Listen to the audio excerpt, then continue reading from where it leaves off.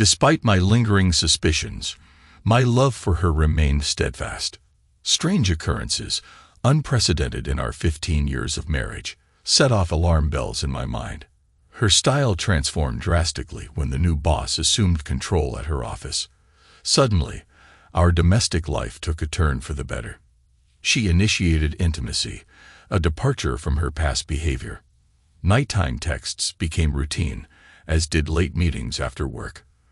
Though she offered plausible explanations for each occurrence, my innate jealousy simmered beneath the surface.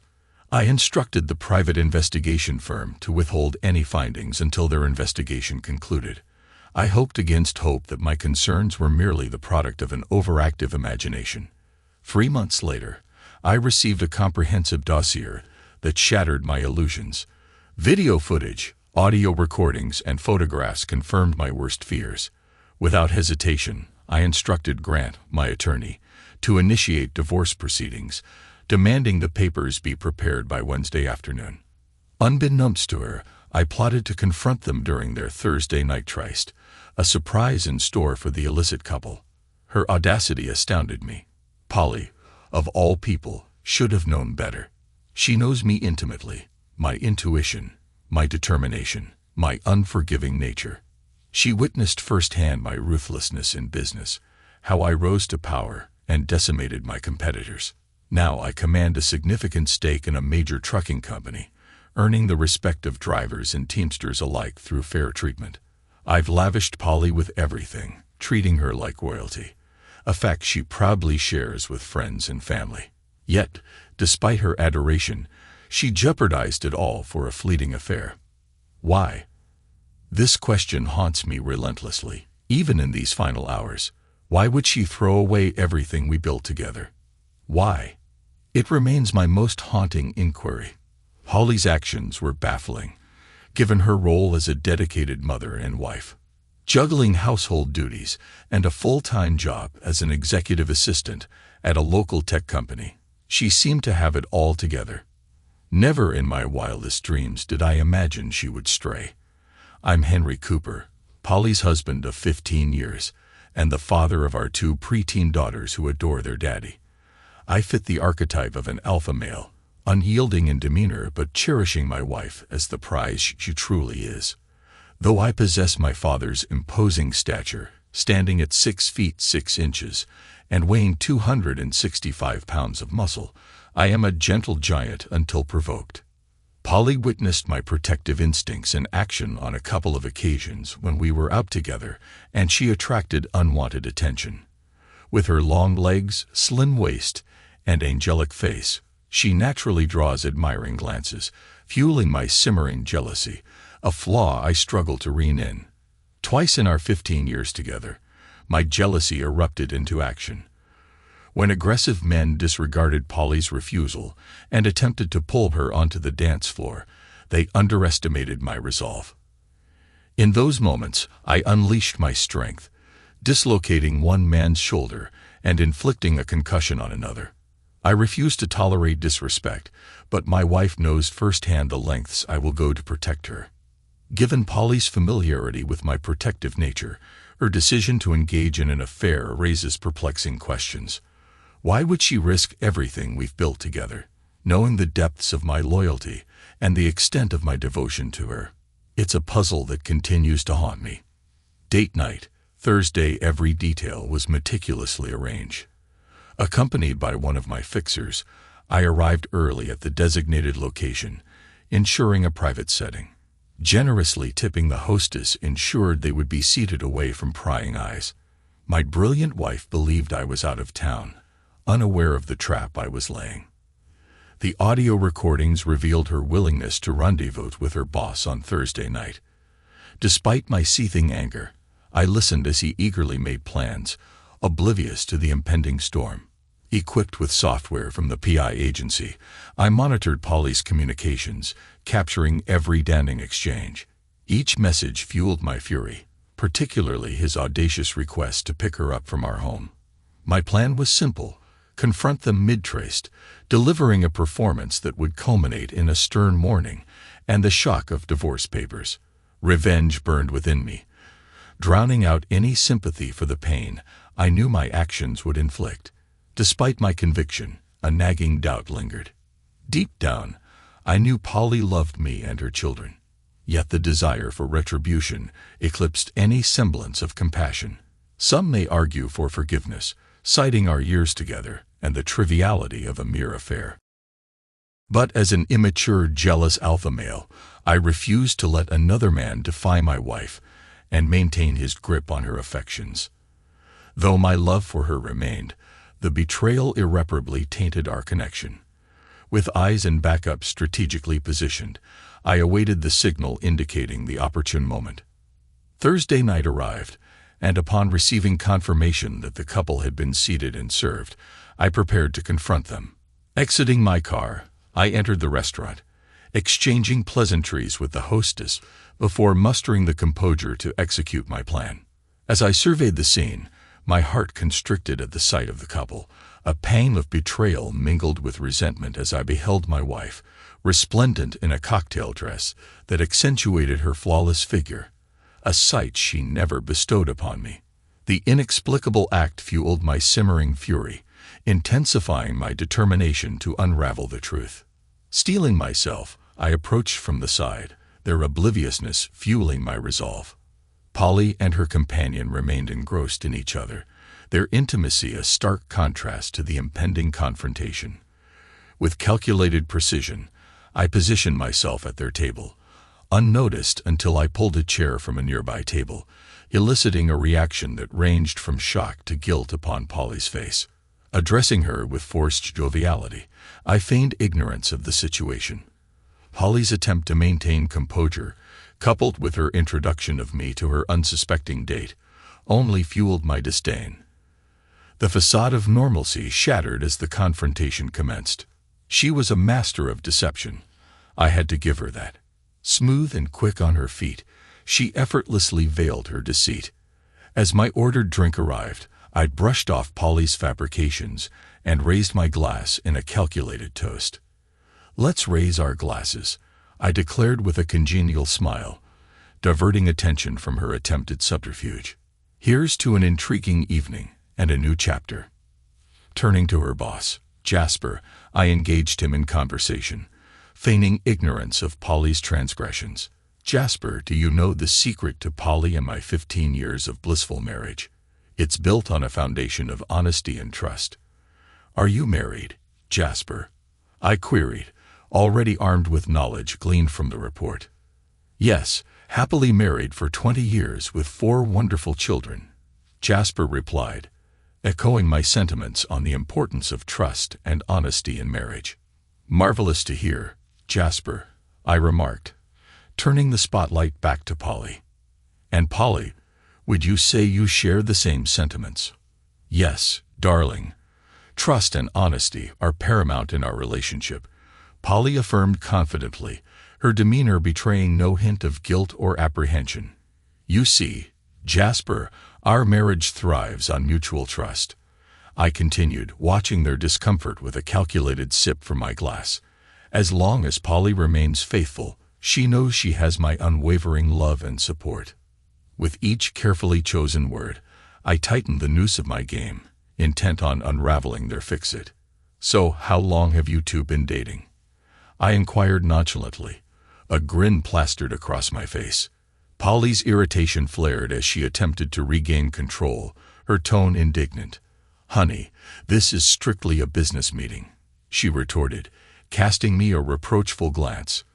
"Please refrain from embarrassing me in front of my boss with your baseless jealousy. You know me better than that." Seizing the opportunity, her date chimed in, eager to assert his innocence. "Indeed, Henry, this is purely business," he interjected, adopting a conciliatory tone. "I needed to discuss some upcoming changes with Polly. I apologize if there's been any misunderstanding, but rest assured, my intentions are purely professional." Feigning contrition, I offered a sheepish apology. "I'm sorry for any misunderstanding," I muttered, adopting a chastened demeanor. "So this is just a business dinner, then? No romantic entanglements?" "That's correct, Henry," Polly affirmed with forced conviction. Just business meetings, nothing more. Please stop this childish behavior." Bowing my head in false submission, I continued to play my part. "I'm sorry," I murmured, struggling to contain my simmering resentment. "Seeing you in that alluring dress, accompanied by this charming man, well, you can understand why I might feel a tad insecure." Jasper's reassurance only served to fuel my resolve. "Henry, there's no need to apologize," he offered, patting me on the back. "If my wife were in your shoes, I'd likely feel the same." As tension dissipated, I signaled to the man observing from the bar. With a thick folder in hand, he approached the table, delivering the damning evidence. As I laid out the incriminating photos, I turned to Polly, my voice heavy with sorrow. "Polly, I love you with all my heart," I whispered, my words laced with pain, "but you shattered our marriage with your betrayal. I'll never forget the things I saw and heard. Thank you for destroying everything we had." Polly's gasp echoed through the tense silence as her hands flew to cover her mouth. Jasper, visibly enraged, demanded to know the source of the incriminating photos, but I silenced him with a curt command. As I laid out the damning evidence, I took a moment to scrutinize each photo, punctuating the air with pointed remarks. Polly's tears flowed freely now, her pleas for mercy falling on deaf ears as I endeavored to keep our confrontation discreet, mindful of the prying eyes of neighboring tables. Realizing the gravity of her predicament, Polly grasped for a lifeline. "I'm sorry, baby," she implored, desperation tainting her voice. "Let's leave and talk about this. It's not what it seems, I promise." I regarded her with a sardonic smirk, deliberately drawing out my response. "Not what it seems," I echoed slowly, my tone laced with disbelief. "Are you truly prepared to continue this charade? Know this, both of you. I possess hours of incontrovertible evidence, videos, audio recordings, texts, emails, and more. And Polly, after witnessing those videos, I never imagined you capable of such deceit. You hid that side of yourself well, but rest assured, I understand everything now." Gesturing to my associate, I directed him to explain our purpose. With a solemn nod, I presented Polly with the divorce papers, my voice heavy with finality. "Polly, our marriage is over," I declared, my words a cold indictment. "You and your lover have irreparably damaged my love for you. Tonight you'll sign these papers, witnessed by our notary friend at the bar. Refuse, and I'll expose every sordid detail to your parents, friends, and worst of all, our children. I've been fair in this divorce, but our daughters will live with me. They deserve better than a cheater for a mother." "Jasper, my friend," I began, my voice cool and determined, "I suggest you persuade your girlfriend here to sign these papers before I leave. Otherwise, I'll be delivering copies of all the evidence to your wife and your executive team at work.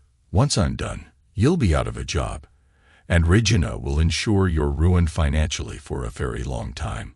I'd rather not go down that road, so convince her to sign the divorce papers, and then my soon-to-be ex-wife is all yours.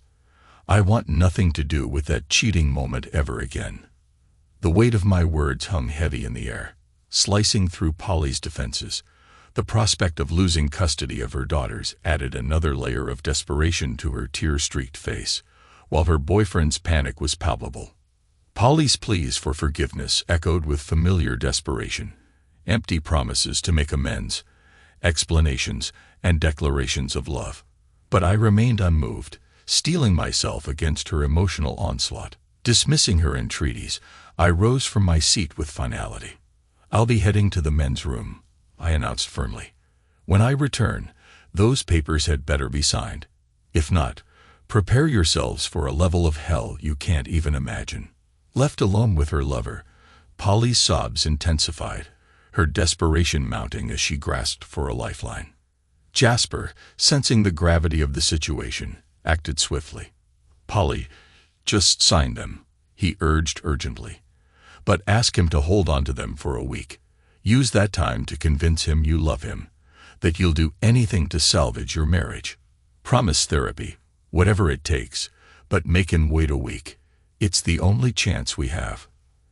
I don't want a divorce, Polly cried, her voice choked with emotion. Trust me, if you can get him to wait, I'm sure you can save your marriage. Think about the children. You don't want to lose the girls, do you? I implored, knowing the gravity of the situation.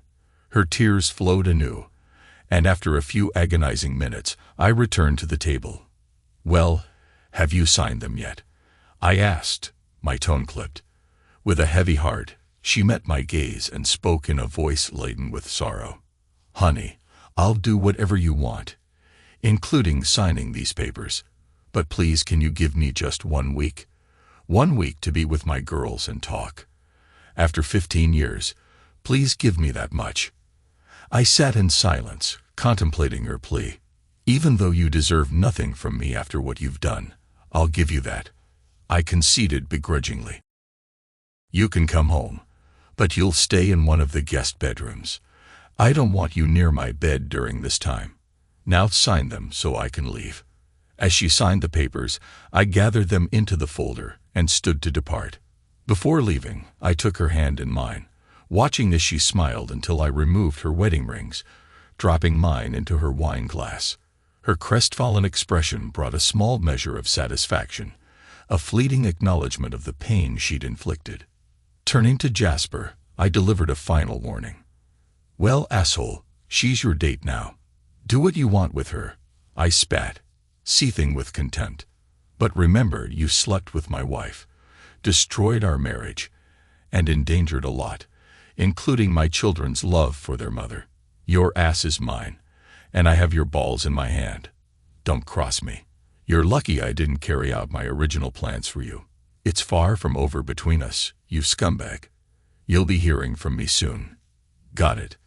Jasper nodded silently as I loomed over him, a silent testament to the destruction of their evening plans.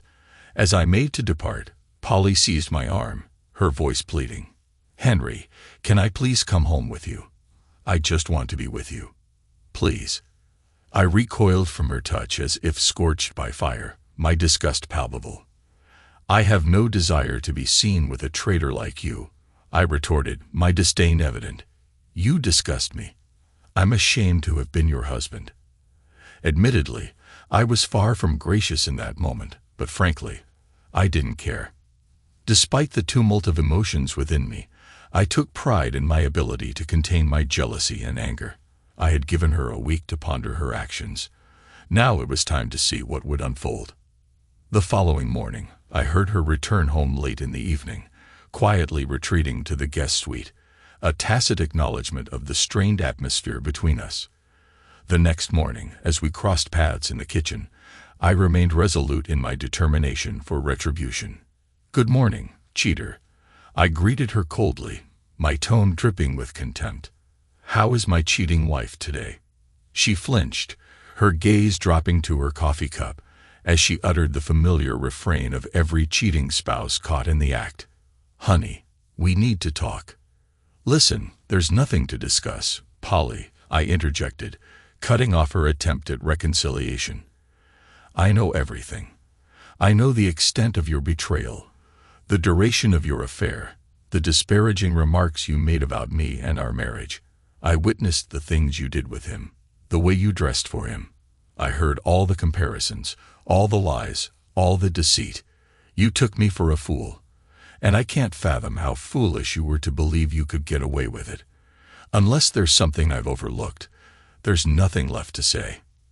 I'm the fool, not you, Polly confessed, tears streaming down her cheeks. I don't know why I let it happen. You gave me everything I ever wanted, and I love you regardless of what you heard in those videos. You have to know I never meant to hurt you, and I never wanted you to find out. Exactly my point, Polly, I responded, my voice heavy with disappointment. You never wanted me to find out. You wanted to keep it a secret, to continue lying and sleeping with your lover behind my back. That's the crux of the matter, Polly. I can forgive infidelity. After all, we're all human and make mistakes. But this wasn't a mistake. You chose this, and you chose to keep it a secret, to lie, cheat, and conceal your affair. I love you, Polly, but as Tina Turner says, what's love got to do with it? My trust is shattered, and I'm left wondering if I ever truly knew you. How many other men have there been? How many times have you returned to my bed after being with your lover? I'm so disgusted I can barely find the words. Sobbing now, Polly realized the depth of my pain and the gravity of her actions. There were no more excuses or justifications, only an admission of guilt. Okay, I'm guilty, and I hate myself for it, she admitted, her voice choked with remorse. There was never anyone else, and no matter what I say, I know you won't be able to forgive me for what I've done. But I don't want a divorce. I'll do whatever it takes to stay with you. I think I need counseling, and maybe we can go together to figure out what's wrong with me. Please don't leave me. I paused for a moment, considering her plea. Polly, you can go to counseling. Do whatever you need to do, and I'll support you. I replied finally. But I can't live with a woman who could discard me so callously. Your actions and the words you said revealed your true feelings, and I can't see a way forward with someone who feels that way about me. I know there are other women out there who would cherish the chance to be with me. You had your opportunity, and you chose to throw it away. Enjoy your week here with the girls. Try to explain why you're leaving. I won't speak ill of you, but it's important that you tell them you're leaving and why, I stated firmly. In the divorce agreement, I granted you full access to our daughters at all times, but they will be living with me. However, if you continue to engage in promiscuous behavior and set a negative example for our daughters, I will have to reconsider the terms of your visitations. I'll treat you better than you deserve and help you maintain your relationship with our daughters, but I have 2 questions for you to consider before you answer. Firstly, why? Why did you risk everything for this? And secondly, was it worth it? The following Monday, I contacted Jasper and arranged to meet him for lunch on Wednesday. After convincing him of the importance of our meeting, I expressed my profound disappointment in how he had contributed to the destruction of my marriage and hinted at the potential consequences. Over lunch, I outlined the repercussions of his actions and detailed my expectations for restitution. You're going to pay for Polly's rent and car payments for the next 3 years, I declared firmly. Consider it your punishment. You're getting off easy, Jasper. Despite everything, I still care for my cheating wife and want her to be taken care of. Since you played a role in this, you'll comply with my demands. This arrangement will help Polly get back on her feet after I kick her out. If you fail to follow through, I'll ensure you lose your job and that Regina learns about your infidelity. Consider it a lifeline, Jasper. This is the consequence of seducing a married woman. People like you need to understand that actions have repercussions. Why not pursue single women instead of tearing apart families? That was a cowardly move, Jasper. Epilogue. Despite my anger and hurt, I made sure to treat Polly with decency, allowing her to visit the children and maintaining a cordial relationship. However, she never managed to regain my respect or trust. Jasper faithfully made his payments every month, knowing the consequences if he failed to comply. Polly struggled to provide satisfactory answers to my questions. While she expressed remorse for her actions and admitted they weren't worth it, she couldn't explain the underlying motivation. Now living alone, without a boyfriend and the love she once had, she faced the consequences of her choices. I could have inflicted more pain upon her, but the loss of her family and my love was punishment enough. Despite undergoing counseling, Polly couldn't offer a satisfactory explanation for her actions. Her best attempt was, "I don't know why, it just happened. It had nothing to do with you or our marriage, because I do love you and was happy with our life together, but it was something new and exciting." I screwed up. Unable to contain my frustration, I confronted her. "If you were truly happy, why did you dress up and wear provocative clothing for him? Why engage in behaviors with him that you never did with me? It just happened isn't a sufficient answer. You repeatedly chose to pursue this affair and dress to entice him each time. Yet you claim to love me. Perhaps one day you'll have the courage to provide a genuine explanation. I believe you owe us that much." For those of us who have been cheated on, this remains an unsolvable riddle. Thanks to the actions of these two cheating couples, I'm uncertain if I can ever fully trust or commit myself to another woman again. It's a sad reality, but one that I must come to terms with. Thanks to everyone who took the time to listen to today's stories. If you enjoyed it, please consider liking and subscribing if you haven't already. Feel free to share your thoughts on the events in the comments below. Take care.